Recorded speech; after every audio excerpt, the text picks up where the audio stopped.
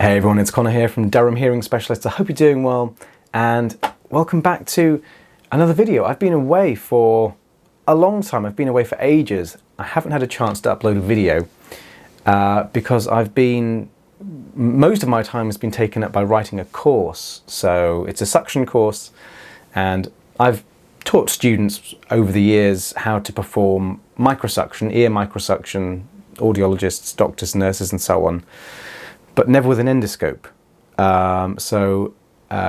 I've written a course along with Lils and another colleague, and we're going to teach students how to do this endoscopically, which is awesome. So of course, writing the course material from scratch was extremely time consuming, but we've done it and we're ready to take students. But that's what I've been doing basically. But I've been wanting to upload this case for a long time. I saw this patient a few months ago, but you could all see that this really unusual debris had sort of formed across the ear canal. Just this thin, almost like a fake eardrum, had formed across the ear canal. And intertwined with this debris is all this kind of weird fibrous stuff. And my initial thoughts were, this looked kind of weirdly fungal. I put a little bit under the microscope, definitely not fungal.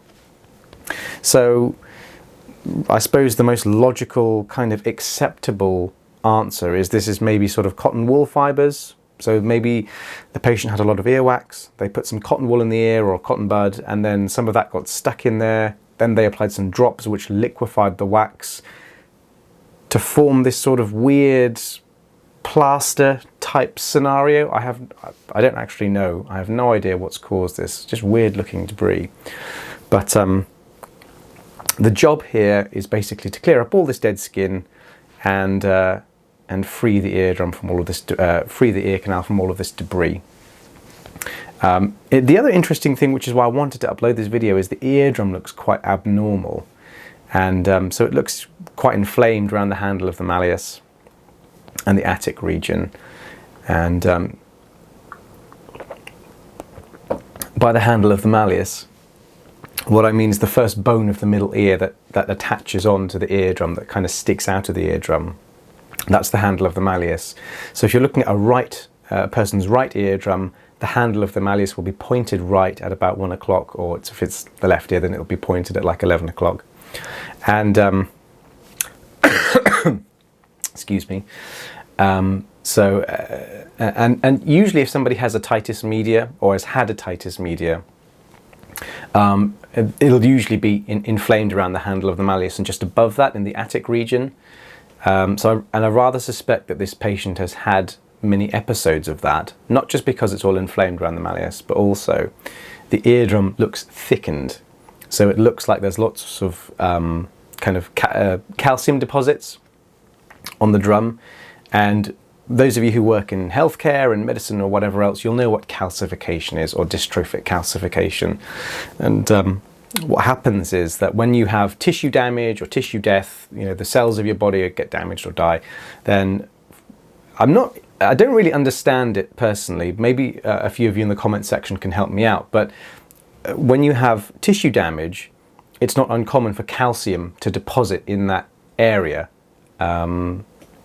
And I'm not entirely sure why it deposits on the eardrum like this, but the calcium seems to deposit in the middle layer of the eardrum. So you've got 3 layers of the eardrum.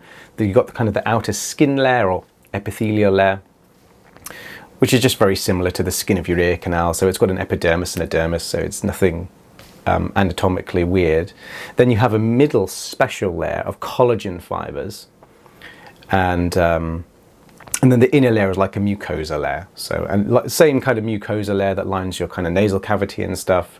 So, which is just skin cells, but intermingled with goblet cells. And goblet cells are named because they kind of look like a medieval goblet, but they produce mucus. So it's like a special type of skin. But when your eardrum becomes damaged, I think what happens is that middle layer tries to repair itself rapidly, and these fibroblasts come in and start laying down collagen everywhere in this kind of higgledy-piggledy fashion. And then for some reason then the calcium starts to deposit in that layer, leading to this kind of white calcium plaque or plaque, however you want to say it. And then we call that tympanosclerosis. Why the calcium is there, I'm not sure. I mean, you don't need to have high levels of calcium in your blood for this to happen. It can just happen.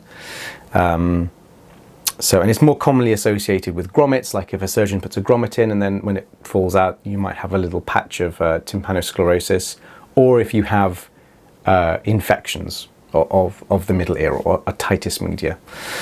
But I don't understand the mechanics of it. Why does the calcium deposit in damaged tissue? If anyone knows, let me know in the comment section. But as you can tell, I do have a cough, and that's why I'm drinking tea. Not just because I'm British, just because it helps the cough. So as you can see, I'm just kind of stripping away all this dead skin. And, you know, normally I wouldn't necessarily put in as much effort to kind of strip away all this dead skin. But at this stage during the procedure, I hadn't put a little piece under the microscope, so I wasn't sure if it was fungal or not. So I thought, at this stage, I was thinking, it's probably not fungal, but I might as well just put in, you know, the extra effort and strip away as much as I can. So far, the patient was relatively tolerant of me doing this. They were starting to get a little bit jittery towards the end of the procedure here. So, and that's really the kind of the determining factor of how long I go, is that if there's still dead skin there, but the patient is asking me to stop, of course I'll stop. There's no point being a hero and just kind of stripping everything away. But just getting this last little layer off the drum. So, and you can see, those of you who have watched lots of my videos, or Reese's videos, or Neil's videos, or whoever, or Dr. Zhao, you'll know what a normal eardrum looks like. It's supposed to look kind of lovely and pearlescent and kind of greyish blue. It's, you know, and this is clearly nothing like that. You can clearly see the inflammation around the handle of the malleus in that kind of like V formation. And then those kind of like white cloudy splodges, that's the tympanosclerosis. So again, just stripping away some more dead skin here. And it's actually coming away quite easily. There's no need for any sodium bicarb here. And we'll just kind of strip away this last little bit up here. It actually looks a little bit wet, this part here, but I do manage to get that bit, I think.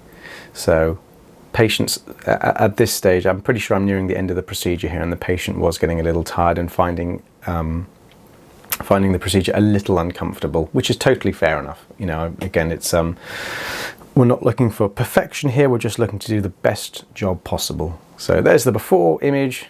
Very, very weird looking to breathe, with a little hole actually towards the right, so you could see the eardrum.